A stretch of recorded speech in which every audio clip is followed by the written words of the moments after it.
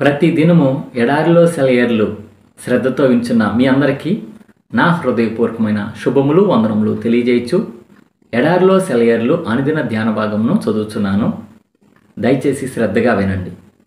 June నెల 13వ తారీఖు కొరకై ఏర్పాటు చేయబడిన ఎడారిలో సెలయేర్లు అనుదిన ధ్యాన భాగమును చదువుచున్నాను.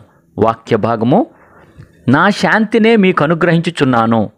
పరిశుద్ధుడైన యోహాను వ్రాసిన సువార్త 14వ అధ్యాయము 27వ వచనము. ధ్యాన భాగమును చదువుచున్నాను. ఇద్దరు చిత్రకారులు ప్రశాంతత అనే దాని మీద తమకున్న ఆలోచనని బొమ్మ రూపంలో గీశారు. మొదటి చిత్రకారుడు ఎక్కడో కొండల మధ్య నిండుగా ఉన్న ఒక సరస్సుని తన చిత్రపటంలో చూపించాడు.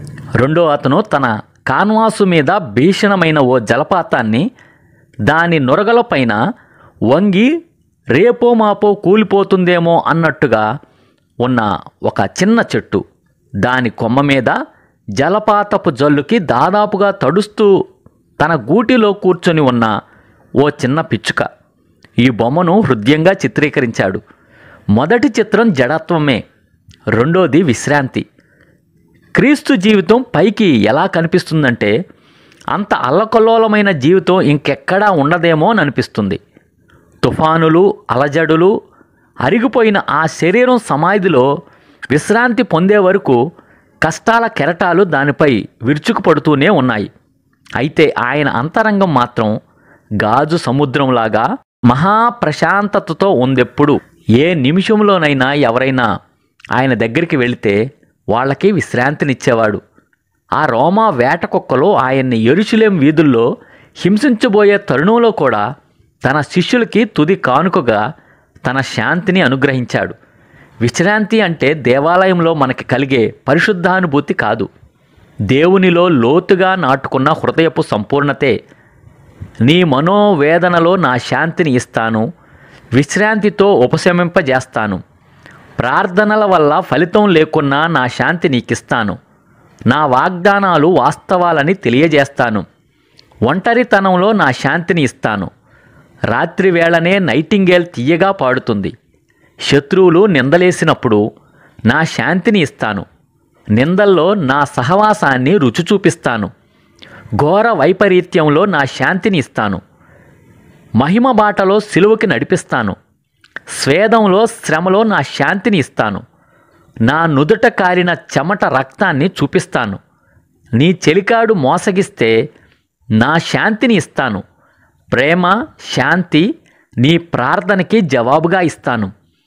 చావు తప్ప వేరే దారి లేకుంటే సిలువ దారి చూపించి నిత్యశాంతిని నీకిస్తాను. ఇదే ఈ దినమునకై ఏర్పాటు చేయబడిన ఎడారిలో సెలయేర్లు అనుదిన ధ్యాన భాగము. ప్రార్థన. పరిశుద్ధుడా, ప్రేమ కలిగిన తండ్రి యేసుక్రీస్తు ప్రభువా, మాకిచ్చిన మరి ఒక మంచి వర్తమానాన్ని బట్టి, వాగ్దానాన్ని బట్టి కూడా వందనములు స్తోత్రం చెల్లించుకుంటున్నాం ప్రభువా. నా శాంతినే మీకు అనుగ్రహిస్తున్నా అని చెప్పి సెలవిచ్చిన గొప్ప దేవుడు అయ్యా.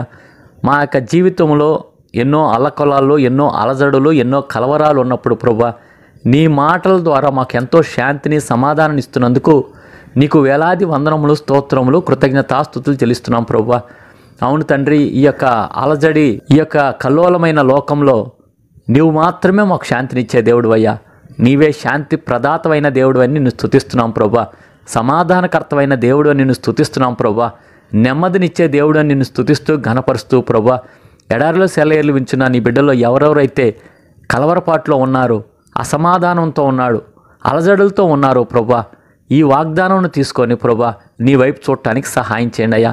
అవును తండ్రి, ఈ సమయంలోనే వారికి నీవు శాంతిని, సమాధానాన్ని ఇవ్వబోతున్నందుకు వందనములు, స్తోత్రం చెల్లించుకుంటూ ప్రభువా, ఈ దినం నీ బిడ్డలు చేస్తున్న పనుల్లో, ప్రయత్నాల్లో, ప్రయాణాల్లో మీరే తోడుగా ఉండమని వేడుకొంచున్నాం ప్రభువా.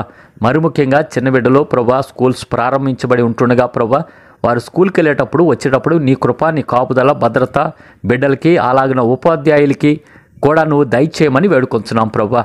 అలాగూ చిన్న బిడ్డలకి ఉపాధ్యాయులు నైతిక విలువలతో కూడిన విద్యాబోధన చేసేవారిగా ఉండటానికి సహాయం చేయమని వేడుకొంచు.